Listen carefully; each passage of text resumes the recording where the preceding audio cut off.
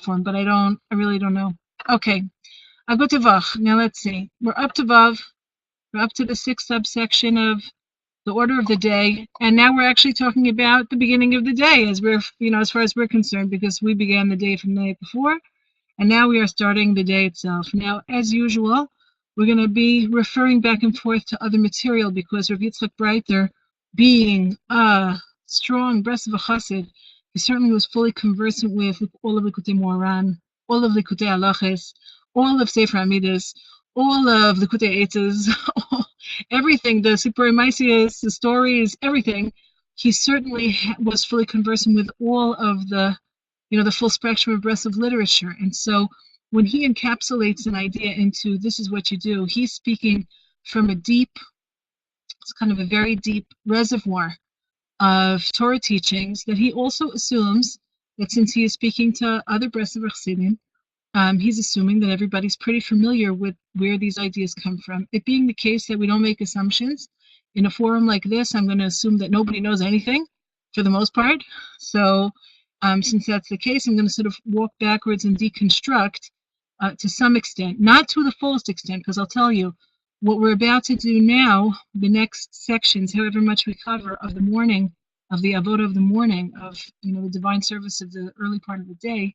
So there are way too many lessons in Likutei Moharan, Likutei Halachos, and other sources for us to be able to deconstruct it fully at all, because there's just too much. And so I'm just going to be picking out here and there. I may bring in a little bit of text from some other place, but because there's so much to do, I don't want to get not exactly bogged down, but I don't want to lose the bigger picture in pursuit of making sure you have a textual relationship with all the fine points. But anybody who is interested in direction for which lessons in the Likutei Moharan or Likutei Halachot are most relevant to where he's getting his information from, you can always write to me and ask me, and I will do my best to point you in the right direction. Now, I have to ask a question. I know this sounds a little strange. I don't remember which lesson we're up to. Is this class 3? Is this class 4 of the series? I really can't remember. Can somebody give me a reminder? Does anyone remember? I can't remember if it's 3 or 4. Oh, we're up to 4 already. Wow. Okay. So that's why we can't deconstruct fully, because we only have so much time. Okay. What is the first, according to Rebbe Nachman's teachings, what is the first avoda of the day when you wake up? Now, most of us, if we were asked, what's the first thing you do in the morning? It's, most people would say that, well, I'll ask you, what is the first thing that you do in the morning upon arising? For those who wash by the bed, so they may wash their hands first by the bed. And whether you do or don't, you might say moda'ani, whether you have washed or haven't washed. Some people do it sort of simultaneously. So we have a kind of order of the morning, which begins with thanking God for having our souls restored to us and beginning a new day, which is a new life. And that's the practice of the morning. Now, Rebbe Nachman says something new. And it's not only him, because if we look in other sources, I can tell you that there are other sources, Kabbalistic sources and Hasidic sources, most notably the Kamarna Rebbe, and he's basing his teachings on the Arizal, is that there's actually something that goes before opening your mouth, before even opening your eyes, before washing your hands, and it's called, Rabbi Nachman calls it, Zikaron Ba'al Meda'ati, remembering that there is a future world.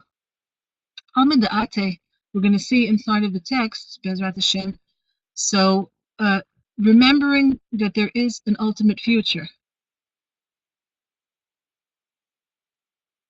Ayossi Kat says class is up on Breslover, both audio and video. It automatically uploads when I finish. Yes, he told me last time I need to do an exit. Oh, that's something I want to warn you about. When class is over and I pull out and say shalom shalom, so I always am trying to be nice because I don't like to cut people off, so especially if you want to have a conversation or something. So I just exit myself. But this time I have to remember to do an exit everybody, because otherwise the tape keeps on running and then they have an issue with it. Thank you for checking. Okay, let's go back. So Zikaron Ba'al Meda'ati. Remembering the future world. Now that's kind of interesting. Like, how are you supposed to remember the future? how are you supposed to Kim, we're talking about what we do first in the morning. So I asked, and people said, saying Modani upon arising, this is the first thing. However, there is a prior work to do. There is prior avoda to do. And you say, what could be before Modani? What could be before, just like washing my hands? I'm talking about, Negelwasser, for those who wash by the bed. So to wash the first washing of the morning, to say Modani, to, open your eyes, get up. So what's before anything? Rabbi Nachman says something which, again, it's not his innovation. It's brought in other sources. It's brought by the Kamarna Rebbe, another great Hasidic source, and he's rooting his teaching on that Arizal. So it's not coming from, this is not just Breslov. This is a concept that exists outside of Breslov, but Rabbi Nachman emphasized it, and he taught a whole teaching about it, which you're going to look inside. Now, this is just a two-liner here, Vav, so it doesn't seem like it's too much. I'm going to read it. I'm going to explain it. And then we're going to go to the other text to get a little bit more of a bigger view. Now he says, when you wake up from sleep, you say Modani, right? And simultaneously, now, by the way, this is something that the Rabbi Yitzchok Breiter added, that you say Modani and then you think. But in the original lesson, it's interesting, he doesn't say say Modani first. And in the Kamarna Rebbe's writings, it doesn't say Modani first. Here, Rabbi Yitzchok Breiter says, you say Modani v'chule. It means whatever it is that you're doing, when he adds that, etc., he means to say, okay, you have your morning stuff that you do. However, v'yizkur miyad bo'olam haba. You have to have in mind that there is a future world. Now, it's very interesting because Rabbi Nachman calls it a zikaron. He calls it a memory. Now, usually what we associate memory with is something happened in the past. And so I'm able to recall it in my mind. Now, when he uses the term memory to talk about a concept of the ultimate future, when he says al-mida'ati, we have to talk about the term itself, but we'll call it olam haba, the world to come, but that's not actually a really good translation, so we have to leave that to the side for now for a second. But nevertheless, so you're supposed to remember olam haba. Let me ask you, do you remember olam haba? Olam haba, its whole nature is that it is, sounds like it's yet to come, right? If it is yet to come, how am I supposed to remember it? Okay. You say, Yizkur miyad be'olam haba doesn't mean that I have a specific memory of some event that takes place in olam haba, but I have to conjure in my mind the fact that this world is not the only world. Now, that's also interesting. Exactly. So Kim says it's the world of becoming, but let's break it down. Olam haba. Haba in Hebrew means the world that is not, it's not that it will come, it is the world that is coming in the present tense. Olam haba. Now, you see it most clearly in the Aramaic, because in the Aramaic it says, it's called, Olam haba is called al-mida'ati. Ati is no question about the tense of that verb. Ati means the world that is coming. It doesn't mean coming in the future, in the process of coming. So it is the world that is coming right now. And this changes our perspective when we wake up into the new day. It changes our perspective on life as a whole. It means here I am, I'm opening my eyes, I'm awakening my consciousness. That's the whole idea of the wake up, right? So whether you put the Yizkur Miyad, that you have to remember right away, Moda'ani v'chule, whatever it is that you do in the morning first, really, the first thought that you're supposed to have in your mind is what? First thought? Yizkur miyad b'olam haba. You have to bear in mind that this world is a place where we are making olam haba. That's how we start our day. V'yitpalel Hashem yitbarach, and we pray to Hashem.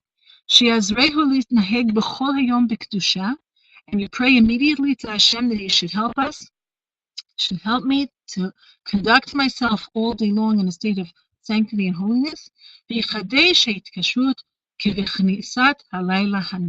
And the process of hitkashrut, which was the number one thing that he started the night with, if you remember, the new day, which starts from the night, the number one item over here was hitkashrut l'tzadik, which really meant, I want to serve Hashem. Remember, Hareini rotzeh la'avod et Hashem yitbarach be'emet u'b'nah v'simcha. I want to serve God truthfully, faithfully, and joyfully, and therefore I'm finding myself to tzaddikim. So, because they know how to do it, and from them I learn. Now, when you get to the morning, so he adds on here after Zikaron Ba'al Meda'ate, which basically means that your first thought of the morning is the beginning of your intention for the day, and so you fix your mission statement in your mind for the day. We're going to see Rabbi Nachman placed a very great emphasis on this. It's in a very long and very important Torah, it's lesson number 54 in Likutei Moharan, and we're going to do at least a little bit of it, hopefully. Now, I think that in prior courses, we might have done some of that lesson, but it bears repeating, it bears review, and we always learn it in Beis Medrash V'lo Chidush. We never learn anything another time without it revealing new things to us, and so therefore it's always worthwhile not only to remember better, but also because we see new things that we haven't seen before. So we're going to jump over to lesson 54 in a second, but I just want to make sure that everything is nice and clear. The idea of first thought being a way of sort of setting my intention for my day, and that Rabbi Yitzchok Breiter goes back to the first element of the Seder Yom, of the order of the day, and says, and you have to recommit. That's what he says. V'yitkasher, right? He says, v'yichadesh yitkashrut. We would call this in our language, you got to recommit to whatever your intention was, the first intention of the beginning of your day, the night before. Well, actually, this is a new phase of the day, and this is your active part of the day. And this isn't just your Avodat Hashem part of the day and part of your sleeping part of the day, but it's actually going to go out into the big world and do all kinds of things, meet all kinds of people, and get caught in all kinds of circumstances. And so therefore, you renew or you recommit your hitkashrut, just like you did the night before. You're going to do it in the morning too. Now, I want to jump over. So I'm going to open up another text. Here it is. Kind of blow it up a little bit. Can you see it? Yes? Hope everybody could see it. Yeah? Okay, good. So I'm going to blow it up maybe a little bit more. And we're going to move the text down a bit. Here's the beginning. Now, in this lesson 54 of the first section of Likutei Moharan, so I'm not going to go through the opening verses because I'm kind of cherry picking out a little, just 2 paragraphs or so.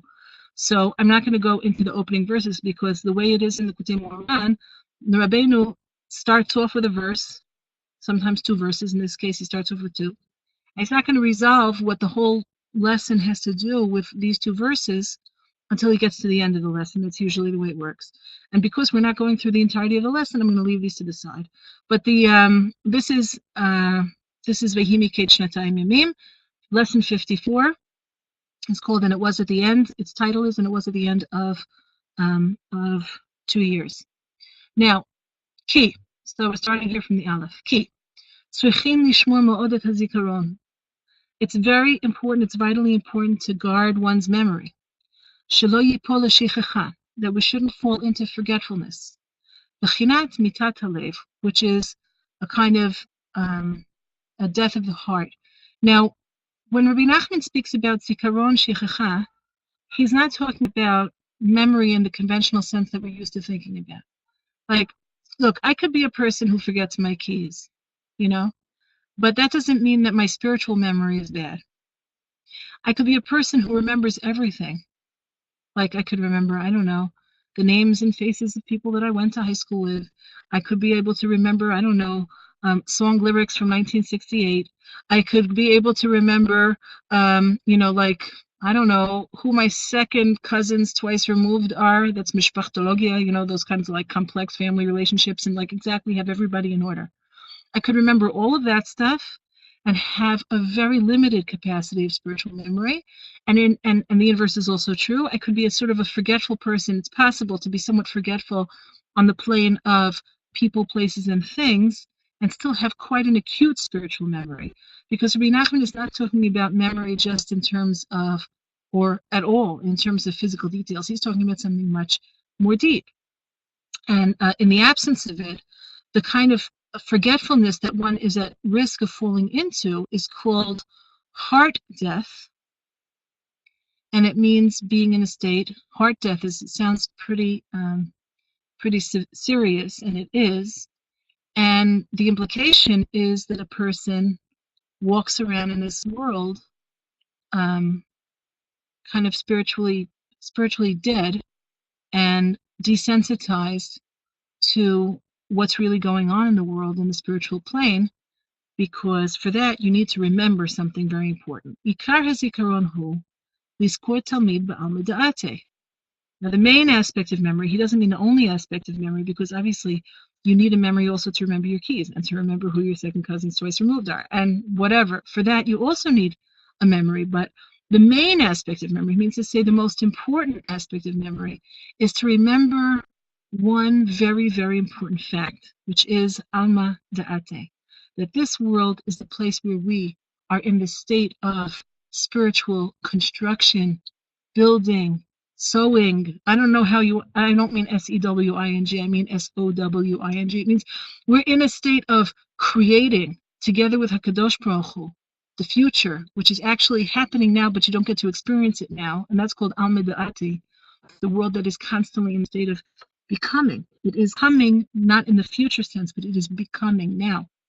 So, Shelo yeh b'da'ato chas v'shalom she'ein olam ela echad.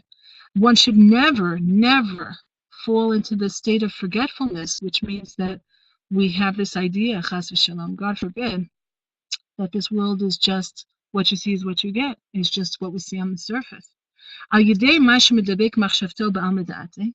So to the extent that a person binds their thoughts, their consciousness, to the fact of alma da'ati olam haba, which again doesn't mean a future world that is like now is now and later is later, but rather the future world is being made now and formed now, and it's only going to be experienced later. That's true.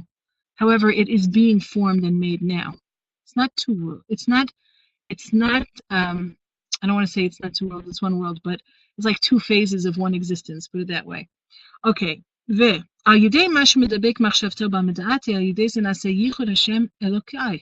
Now that's from the verses that is at the beginning and the opening of this lesson. He says when a person binds their experience, the temporal experience, which appears to be only a material experience, with the knowledge that this place is actually, I'm doing other things here that have existence in reality. Like you walk down the street, someone asks you for tzedakah, so you give them tzedakah. Now you could relate to the act of giving tzedakah only in a temporal sense. Here, someone asked me, I want to give it, so I give it, whatever it might be. And it's a temporal, it was not temporary, but a temporal, something that happened only now, in the now. Or you could be the kind of person who says, well, I did an act now, right? And I get paid for it later. That's also not exactly what he's talking about. He's emphasizing a concept, which is a Kabbalistic concept, that Olam Haba means Alma Da'ate. I'm doing something now which creates a spiritual reality now. However, I need a time lag to be able to actually fully experience it because I'm in a single existence that's two-phased. The time of doing the work without seeing the result and the time of seeing the result. It's not like I do now, I get paid later. It's all happening now. Later, I get to experience the result of it, but it's not like it's not all happening now. Things are being built and things are being altered and changed in a process of becoming that is constant and that is completely intertwined with what you do, say, and think in this world. That's what your existence is. So when we start off the day with this in mind, with this thought in mind, so it changes our day. It's not the same day. And that's called making the yichud Hashem Elokai. The Lord, my God. Yud-Ke Vav-Ke. That's the ineffable. That's the, not exactly himself, but we'll say that's the Sof Kol Almin, the light of Hashem that's not exactly known to us or graspable to us because it's a little too beyond our experience. And then Elokai, that God, that big God is what? Elokai. That's the godliness that I experience here in this world, in the place that appears to be a place of concealment, but I'm experiencing it through the application of my awareness, my consciousness. כי השם אלוקים הוא בחינת שם מלא, שהוא בחינת על מדעתה, כמובן. וכן מובא בסר במשפטים, על פסוק זה, השם אלוקי, דה שירות דמיימנותא, סליקו דמחשבה ועל מדעתי. Now, he brings now in the quotation, a quote from a section from Zohar Kadosh. In it, it's described, the Zohar Kadosh explains to us that the work of Emunah, right, is when one's consciousness is applied, or we'll say raised, to be able to encompass the fact that there is a spiritual reality happening also simultaneously in the physical reality with the things that we do and the stuff that we experience. And that's called a Shem Malay. Now, we say every day, right? On that day, Bayom Hahu, Yashem Echad U'Shmo Echad. On that day, it means in the ultimate future, his name, he and his name will be one. Now, of course, the Gemara asks the question, what? Is he not one now? And the answer is, well, in this world, we read his name, Yud Kei Vav Kei, in one way, but we pronounce it in a different way, right? Adni, we say the word Adni, the name Adni. I'm just, being respectful. I'm not saying it out in full. Instead of saying the name Yud and Hey and Vav and Hey, Yud Kei Vav Kei. So we don't say that name. We see it with our eyes. It's an awareness, which is very, very abstract and very big. But we say Adni means that I have an awareness in this world of Adnut. Now, why does it say only in the future world, Yesh Hashem Echad U'Shmo Echad, that will pronounce the name as it's written? Yud Kei Vav Kei, we won't say Adni, we'll say Yud Kei Vav Kei. That means to say we'll be in a state of articulation and experiencing the reality of the Spirit, not in a state of tzimtzum. It means expanded, full. Here, we can only do that through the activation of faith. We know that it's so, even if we're not experiencing it so. Is everyone with me? Talking big ideas. Okay, now I'm going to move on. What does this have to do with memory? Okay, let me pull up here. What does this have to do with your first thought in the morning? And this aspect is that you should always remember that there is a future world. That means to say that you're involved in the future world. You are making and involved in its process of becoming, right? To bind one's thoughts, one's consciousness, to the fact of Olam Haba, who, b'chlaliyut, it has two different aspects to it. B'chlaliyut, a general and a more particular aspect. In general, kach ra'ui liyot minhag yirei Hashem. Rabbi Nachman here is giving a directive. That's one of the reasons why Rabbi Yitzchok Breiter made it part of Seder Yom. Because Rabbi Nachman said, this you have to do. He said it clearly in the lesson. This is the proper way for a person with Yirat Shamayim to act. Techef, babokir bakitzo. As soon as you wake up in the morning, kodim she'yatchil shum davar. That's why I said, remember in the lesson, Rabbi Nachman doesn't say Moda'ani first, wash your hands first. He just says the first thing, very, very first thing is Kodem she'yatchil shum davar, before you begin anything else, before you embark upon anything else. Yizacher miyad ba'al meda'ati. You must fill your mind with thoughts of amida'ati, that this world is a place where you make olam haba. Achakach yasezo b'pratiyut. Now that's in general at the beginning. Later on in the day, you carry this thought through, because I said it's like a way of directing your awareness and your intent through the course of the day by sending it in the morning properly to start with. So you do it b'chaliyut, it's kind of a general thought, and then afterwards, throughout the course of the day, you do it more specifically. How? Ki kol olam hazeh hu hitlapshut madrigot hatachtonot shel hakdusha. All of the life of this world, everything that exists, is the means through which holiness, that means to say godliness, is mitlabesh and clothes itself down even into the lowermost regions of existence. So Leah asked, do you do it at the beginning of the day, before Modani, after? So I said, according to the lesson, it sounds like before. Rabbi Yitzchok Breiter says, you do whatever it is that you do, and while you're doing it, you have to think of Amidati. That's the language that he uses. So either way, first thought means first thought. Before you open your eyes. It's a practice. It's a very interesting thing to do. We have, because we often use alarms to wake us up, it's very hard for us to exercise proper kavanah with the first thought. Because we're being awakened, usually we're being like jolted into awareness. And it is an avoda to be able to take hold of my thoughts as soon as I come into consciousness and direct my thoughts in a particular direction. So try it. Kim, what phrase did you want me to say? Slowly.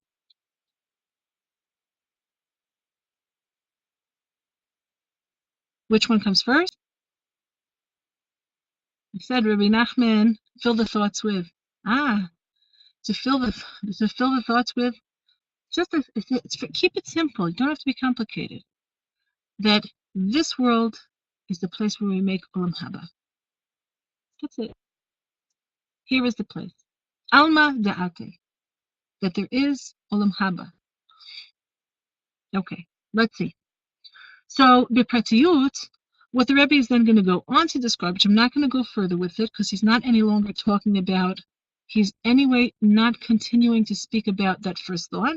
But what he says in the rest of the Alma da'ate, de'ati, de'ate, that is coming, the world that is in the process of coming. Alma de'ate. Alma, Alma de'ate. Okay, now, so in the rest of the paragraph, he then goes on to talk about how you expand this awareness into your day. And so he talks about zikaron, memory, as a kind of awareness that everything that happens is HaKadosh Baruch Hu actually sending me messages, speaking to me via the thought, speech, and action of that day, not only of myself, but also of other people. And so it's a quality of awareness that as I'm walking through life, I do it b'chal yud in the morning by saying everything that happens here is spiritual work. I am in a spiritual world, not only a physical world.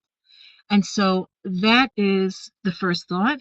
And then afterwards, it winds up getting worked throughout my day, or I work it throughout my day by bringing it down to specifics. I'm walking down the street and I meet someone and someone says something to me and I'm like, my ears are open to hear how Hashem is speaking to me through this person's words. When I'm davening and I have a thought that's, it's like a random thought, right? And so I may not focus on it exactly at that moment, but later on I might think, wow, where did that random thought come from? HaKadosh Baruch Hu also, he provides me with thoughts. Just like he provided the person I met in the street with words, he is also speaking through the thoughts that I have in my mind. And I want to be attentive to it because this world is alive. Now, if you remember, he said, Shechicha, the state of falling away from this awareness, what he calls forgetting, is called heart death. And we can understand that in the world of this awareness, life is alive. Everywhere I go, HaKadosh Baruch Hu is with me.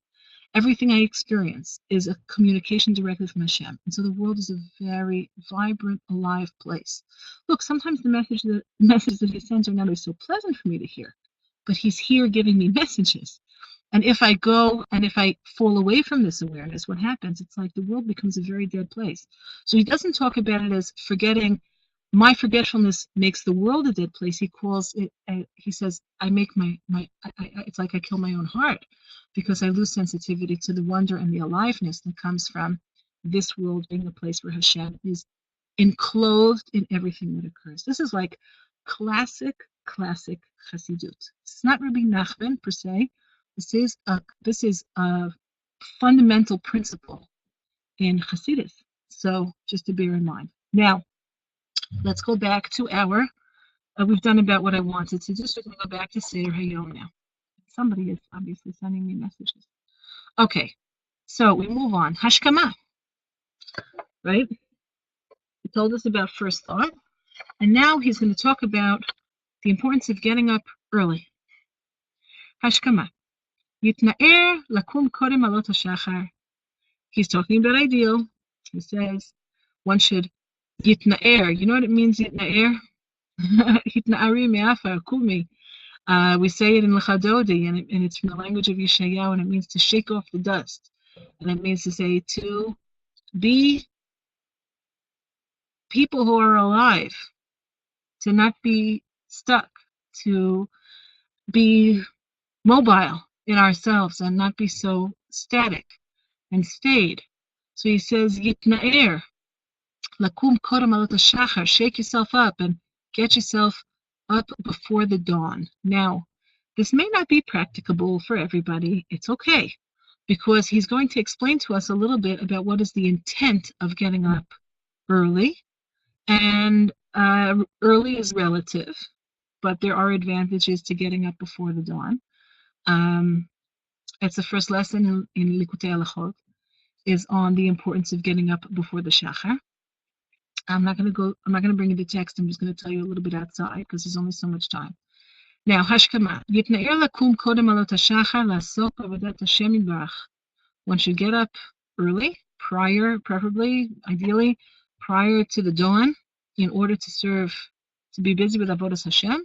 And we spoke about Chatzot, and then speaking about Chatzot, I did mention that the old pathway, the old good way, was to get up not only before the dawn, but to get up in the middle of the night to sort of arrange one's life around this. And even if it's not practicable for people, at least we should understand the principle behind it. Now, and Bazeh yizkeh l'shlemut emunah. Now, why does he make a correlation between getting up early and serving Hashem early and having a more perfected or more complete faith? Well, you have to think about a few different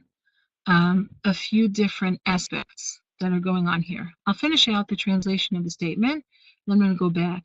What happens when you get up early to do Avodat Hashem really, really early? He says you get Shlemut Emunah, has a beneficial effect on the completion of your faith. La'ir alav or ha'emet, it allows you to have greater clarity about the truth.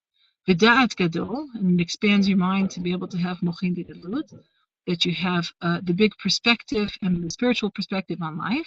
It's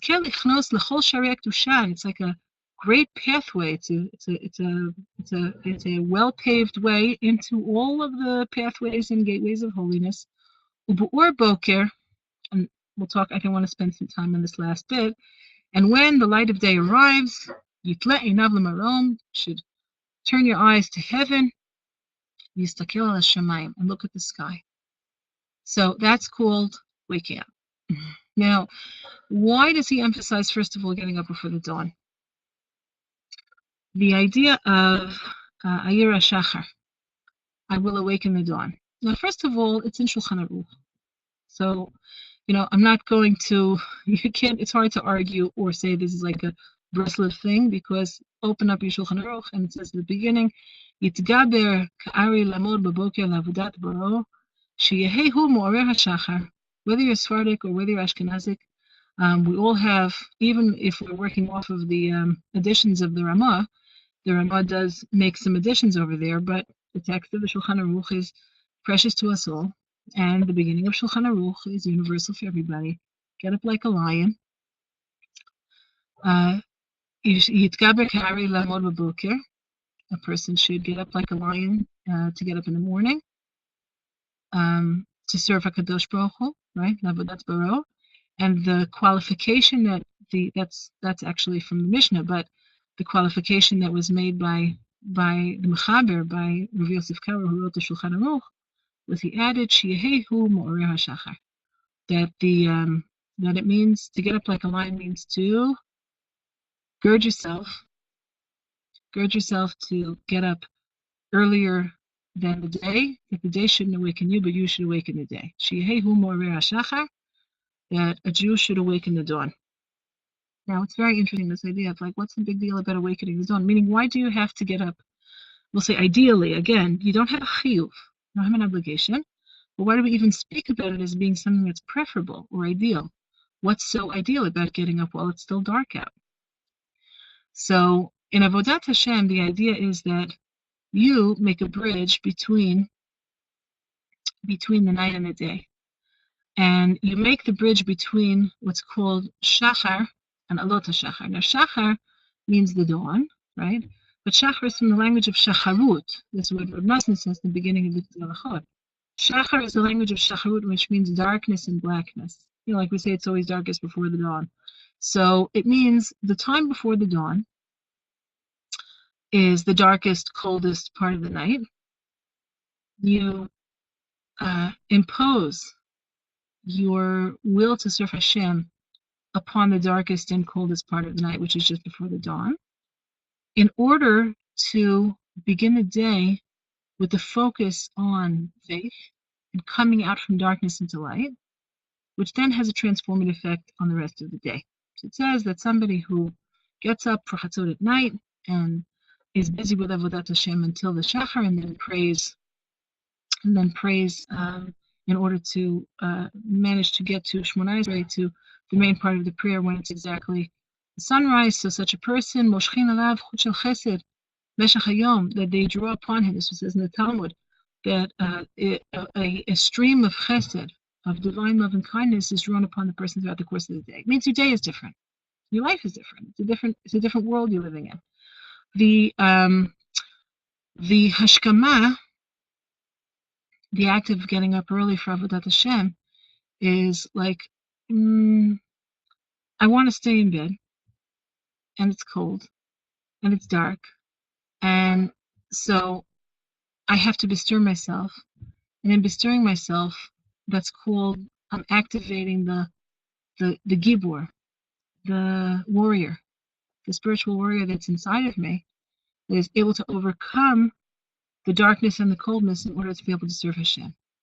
So this is a powerful beginning to the day, obviously, because like if you've done that, once you've done that, like the rest of the day is a piece of cake, so to speak. Now, is it a piece of cake the rest of the day? Not exactly. You can have all kinds of things happening during the day, but once a person has already begun the day in that way, by activating the inner spiritual warrior, and that's called Yitgaber Ka'ari, Lamud Baboker, Lavodat Boro, Sheyehu Morer HaShachar, that you awaken the dawn and you activate something inside of yourself that actually can overpower the part of you that wants to not get out of bed. So that makes a big difference.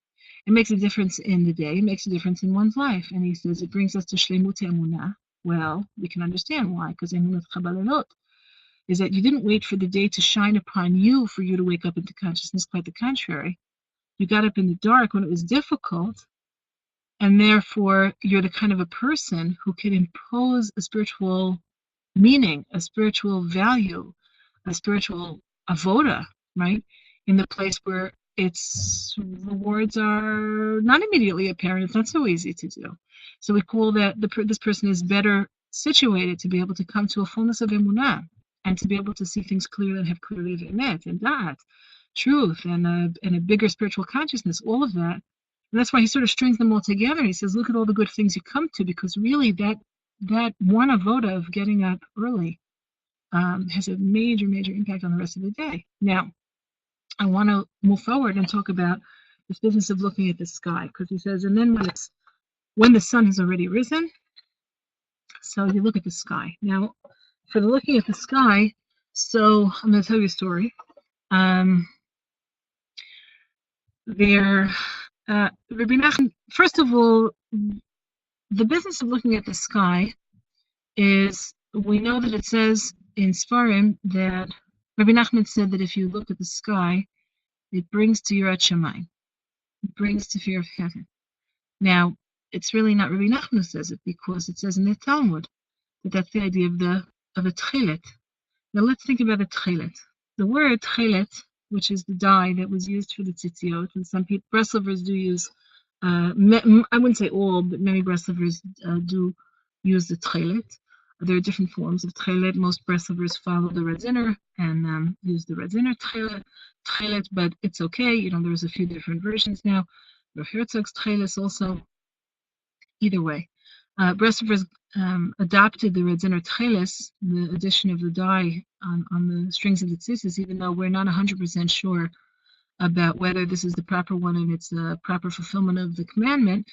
As Rav Elchanan Wasserman, Hashem Yikom Demo, he would say, when asked about it, he said it doesn't puzzle your tzitzis. Like, by using it, as long as you're aware that it might not be the correct one, but you would like to do the mitzvah, if it happens to be the correct type of dye, so you'd like to be able to do the mitzvah of tzitzis more fully. If it is correct, if it's not, it doesn't actually harm your fulfillment of your mitzvah. It's not called bal tosif, of adding something, because the addition of even the wrong kind of dye doesn't wind up messing up the tzitzis. So because we had a tradition in Breslov from some very mysterious writings Rebbe Nachman left behind, in his sort of encoded mysterious writings that he left behind about certain things having to do with the arrival of Mashiach, one of the things that he wrote there was that before Mashiach comes, tzitzis, tcheles is going to make a comeback. Tcheles is going to, the dye is going to have a resurgence. It's going to be rediscovered. And so when the Rebbetzin Rebbe devised his own, his formulation of the Tchelis, even though not a lot of people agreed with his formulation, Breslover Hasidic tended to adopt it because it was like, oh, finally somebody came out with some Tchelis. That's great. It means Mashiach is getting closer. So Breslover sort of jumped on it. Now, Rebbe Nachman does devote quite a bit of energy and time in his lessons to the concept of the Tchelis in any number of contexts.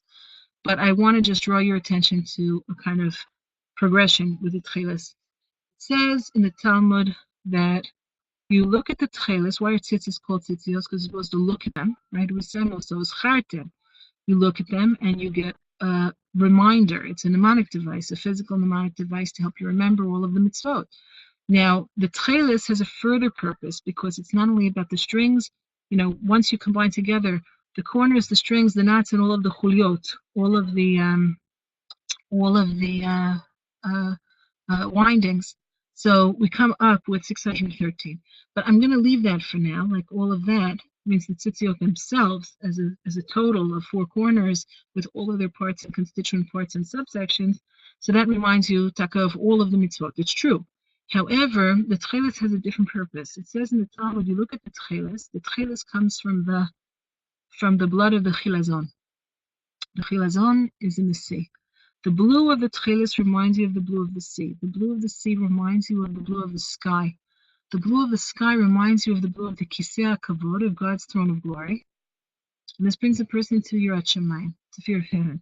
Now, the idea of the throne of glory, and it's described as being made of sapphire stone. That means to say the blue, the pure Tchelit, which is essentially the blue of it's a variation on the blue of the tzitzis and the blue of the sea and the blue of the sky, right? So we have this further blue and blue and blue.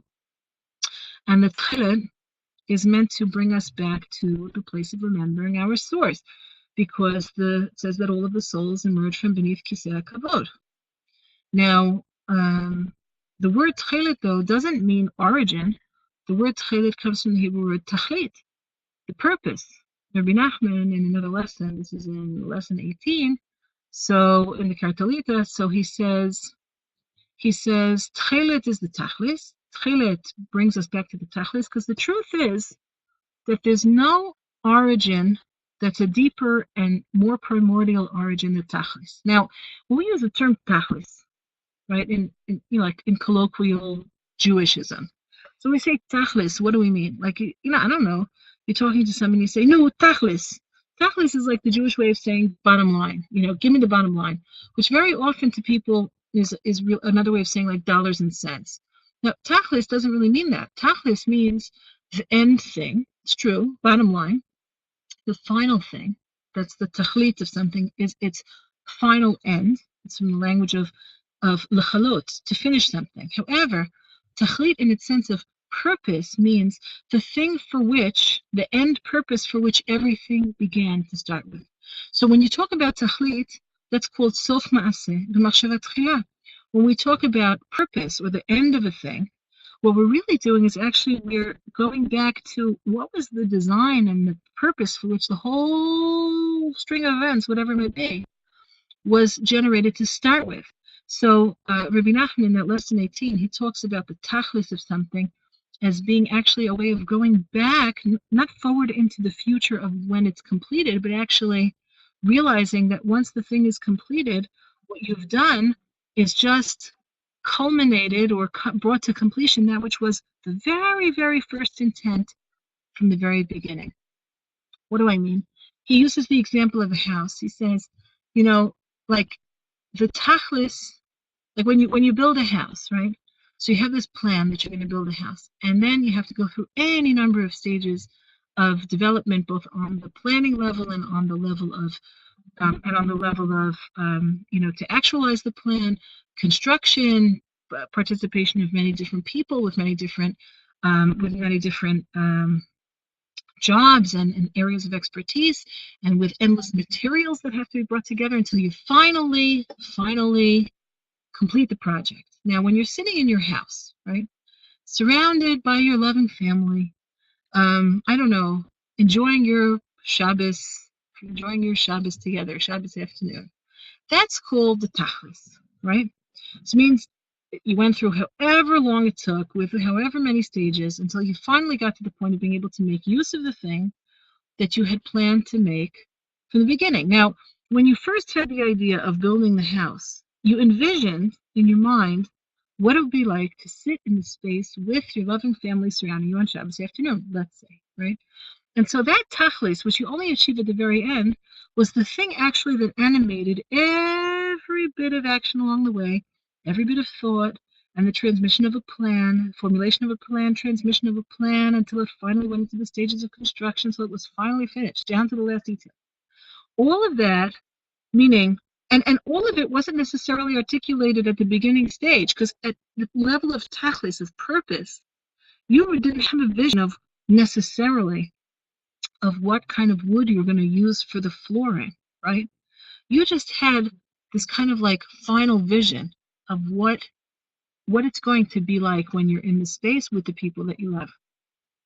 And until you get there, between that initial thought and the place where you finally get, so there's many, many, many stages until you finally get there. But that's called tachlis and tachlis, purpose and end. And that's why we use the same word for them, because really they are unified. Tachlis is more unified. The end, the bottom line of the thing, its final stage, is more unified with the original thought about the thing than it is with any other stage along the way until it reaches its final completion. You with me? Everybody's got me? Okay. Now, what does this have to do with looking at the sky? Well, because you're looking up and you're trying to remember that this world has a tachlis. It has a purpose. The place that you originate from is Kisei HaKavod. And what if you do all the tachlis steps for the goal, like the Shabbos family seed doesn't look that way at the end? Then it wasn't. If you did all of the footwork that you should have done, it could be that in the human place, in the place of the human being, we can sometimes have a differential between what we envisioned and what came out in the end. We're not God. He uses the example of the house really to explain the purpose of creation. He doesn't mean, Rebbe Nachman doesn't mean that every time you make a tachlis purpose up in your mind, that it's necessarily going to be carried out to the letter between planning and articulation. He's talking about Hashem's relationship to the universe and the fact that we have the tachlis stage, right, where we find ourselves, was actually b'machshavat tchila, that it was up here. That's why we talk about Shabbos, self-ma'aseh machshavat tchila, that it's the final thing, but it's actually the thing that was in mind first. The purpose is in the Shabbos, even though we have all these stages until we finally get there. Right. We have all kinds of things that we would like to be that don't necessarily come out the way we plan them to be, but that's because we're not God. Now, we go on. So, I'm going to tell you the story. We have a few minutes left. So, about looking up at the sky. It's kind of a long story. I'm going to tell you the whole story. It's got two parts to it. Rebbe Nachman had a student named Reb Chaikel. I feel like I talked about him recently, but I don't know if he came up here or someplace else. Anyway, Rebbe Nachman had a student named Reb Chaikel. Reb Chaikel was one of Rebbe Nachman's original students, and he had a cousin. Chaikel had a cousin who was very, very poor. Now, Reb Chaikel and Rebbe Nachman once traveling together in the carriage, and the cousin, the very poor cousin of Reb Chaikel, lived off of a crossroads, which was very well traveled. He lived like on a side, if you went off the main road, so you were at his little ramshackle cottage. Now, Reb Chaikel was once in the wagon in the carriage with Rebbe Nachman on a journey. Rebbe Nachman was already, I think, might have already had the tuberculosis then. I don't remember. No, not yet. It was earlier. And this cousin of Reb Chaikel was a very poor person, very simple person, but also a very beautiful servant of God, meaning he mainly focused his energies on serving God. And he and his family lived in very terrible poverty, but they were very accepting of their lot. And he focused his energies mainly on Avodat Hashem. Now, Reb Chaikel had a lot of compassion for the cousin. And once he was driving past the turnoff at the cousin's house, and so he asked Rebbe Nachman, "Can we go to my cousin's house?"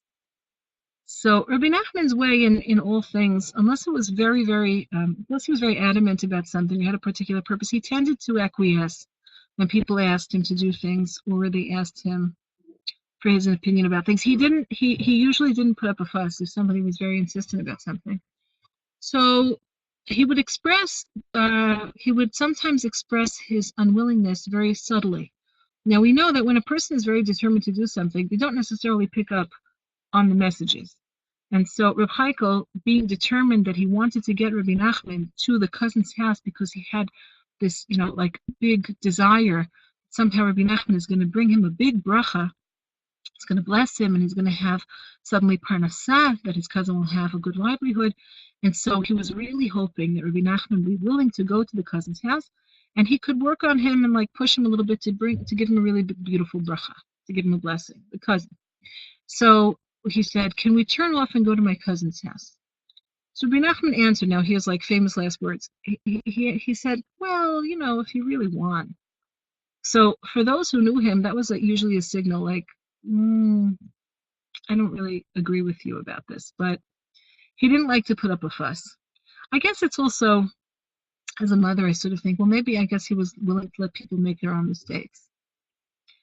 So he said, if you insist. So Heikel said, yes, please, let's go to my cousin. So Heikel said, if you really want. So they told the driver, make the turn. They went in off the side road, and they went to the cousin's house. Now, the cousin wasn't anticipating their arrival, and he also had nothing in the house to eat or to drink. The house was very bare. The children were very downtrodden. His wife was very embarrassed. Here comes a very, very big tzaddik, unexpectedly to their home. They have nothing to serve him or anything like that. So Heikel, with all the best intentions, brings Rabbi Nachman into the house, and he says, please, bring something for the tzaddik, bring something for the Rebbe, schnapps, a drink, something to eat. Now the people, nebuch, they have nothing to eat in the house. There's nothing there. And they felt a lot of pressure. The cousin felt a lot of pressure. And so the wife, he said quickly to his wife, go and pawn your candlesticks. Go and pawn your candlesticks by the pawnbroker and quickly get some provisions and bring them here. Something to drink, something to eat. Meanwhile, the children, it's like the furniture is broken. The place is a disaster. And the children are burvis, say knock at the burvis, like naked and barefoot, really not, they're not fit to receive him. And he doesn't really want to be there. And Reb Heikel is making out here, the tzaddik is here, come, he's going to give you a big bracha. Anyway, the wife runs, she sells off she pawns off the candlesticks. She comes back with some cake, with some schnapps, whatever it is. She comes in, they lay it out on the rickety table, and so they give Rabbi Nachman something to eat and something to drink, and he makes a bracha, he starts to eat. And so Heikel says to him, Reb Heikel says, Rebbe, can you give my cousin a bracha? He brought you something, and with such mysterious nefesh, he's really trying this, Reb Heikel, he means well. So Rabbi Nachman said, I don't have a blessing for him. Now, when Reb Heikel heard that, he was devastated, because here, they just have imposed upon his cousin, who's anyway quite destitute, and his Rebbe is refusing to give him a bracha. He was so upset, and he saw the nebuch, the family, how devastated they looked. They just pawned away the wife's brass candlesticks they were in a state, everyone was so confused. So Heikel says, Rebbe, can I give him a bracha? So Rabbi Nachman said, he said, if you want. Now, like I said before, that if you want is sort of not a great idea, but if you insist, go right ahead. So Heikel asking permission from the Rebbe, he said, can I make a bracha? Can I do something here? And Rebbe said, if you want, whatever you want. So he sort of pushed himself out of the way, and Rebbe Heikel said, bring buckets. And he started doing a whole tekes, a whole, something very impressive. He says, he's pouring water on the floor, and he says, to the north and to the south and to the east and to the west, there should be a blessing in the house. V'chule. He was in a very great spiritual fervor. And Zehu. And so the whole family is sort of what now? And Rabbi Nachman says it's time to go, and Rabbi Heikel, they get up, they leave, they get in the wagon, and off they go. Now they continue on their journey, and as soon as they turn off of the road, at that moment, a big, beautiful carriage bearing one of the Tsar's generals and a whole retinue of people comes turning also into the road that Rabbi Nachman and Heikel had just left continued on their journey. And so they turn into the place, and the general gets out, and he knocks on the door, and they all go into the house, and they say, Rebbe Yid. The general says to him, Mr. Jew. He says, I want you to do me a favor. I have a whole caravan of soldiers who are coming now. He's a general in the army. He says, I have a whole caravan of soldiers who are going to come up the road very, very soon. I want you to go and get provisions for them. You know the neighborhood. You know who lives here. You know who you can buy from. Here, he takes a sack of money, sack of gold coins, throws it on the table, on the poor cousin's table, throws it on the table, and he says, go, get provisions for the Tsar's army, and whatever's left, keep for yourself. And I want you to get more than they need, because I want here to be an outpost. Do a good job, and this will be an outpost to re-outfit soldiers who are on the road, because you're in a very good location. You're right at the crossroads. And so if you'll prove yourself trustworthy, I'm going to make you into you call this a purveyor. I'm going to make you into a purveyor of the Tsar's army. Go ahead, do the job. Let's see how quick you can do it. He sends him off with a sack of gold. So he runs, and he goes and he gathers up provisions and alcohol and who knows what else he needs to get. For the soldiers, he anticipates their needs. He comes back. The general is very, very happy, and they hire him to be a purveyor for the Tsar's army to run a what do you call it? Like a restocking post for their supplies. So very quickly, like almost immediately, the cousin of Reb Heikel rises in the world. He now has a connection. He has a job. The way it works is like he always has abundance. Right? There's always food in the house. There are always provisions in the house because he has to stay stocked in order to provide for the army. He's an honest person, and he was a big Oved Hashem. So he's an honest person, and he does the job faithfully. Years go by, and the man rises and rises in the world. Now, in the interim, so Rebbe Nachman was living in Breslov, and there was a period of time when, years on, where he had moved to an apartment that overlooked the square. Now, Breslov was a fairly, relatively speaking, a nice-sized town, and over the market square. So every so often there would be a fair, and people would come and to buy and sell animals and produce and so on.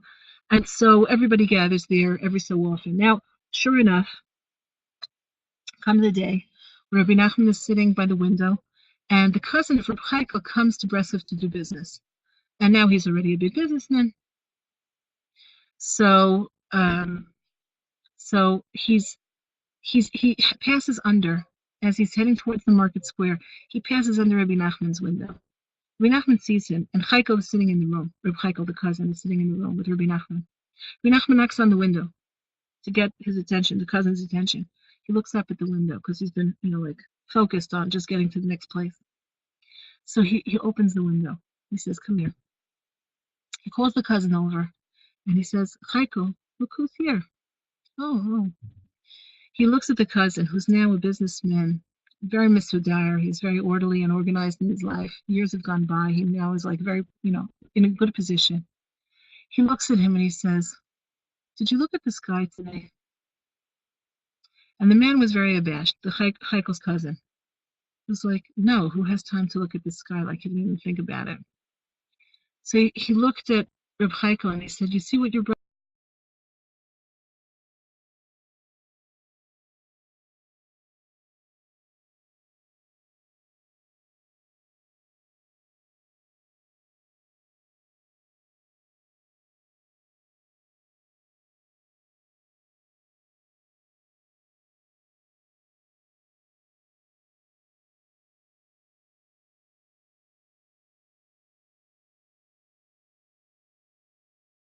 Back? Is it back? I don't know where exactly it ended. It's just at the end of the story. So Rabbi Nachman said to Reb Heikel, said to him, "You see him? He took somebody who was a pure servant of Hashem." He turned to Heikel, and he said, "You turned him with your blessing. You made him to somebody who doesn't have time to look at the sky." It means to not pay attention to the tachlis, not to see the tchilis, not to see where we're coming from and where we're going. He became a businessman, which is not necessarily a bad thing. I'm not knocking business. But in this particular story, Rebbe Nachman, at the beginning, why didn't he want to give him a blessing? Because he said, here's a guy who, in his simplicity, maybe he's suffering. It's true he's suffering. However, he looks at the sky. He has a connection to the tachlis. He's connected to the purpose. And you gave him opportunity. You gave him economic opportunity, and he turned into somebody who no longer looks at the sky. So every day, let's pay attention to what it says in the Seder Yom. Every day in the morning, open your window, look out the window, look at the sky early in the day. And remember the tachlis. Remember, we're here for a purpose. We have some place where we come from. We're going back there. That's called remembering Amadati. Okay? Yofi.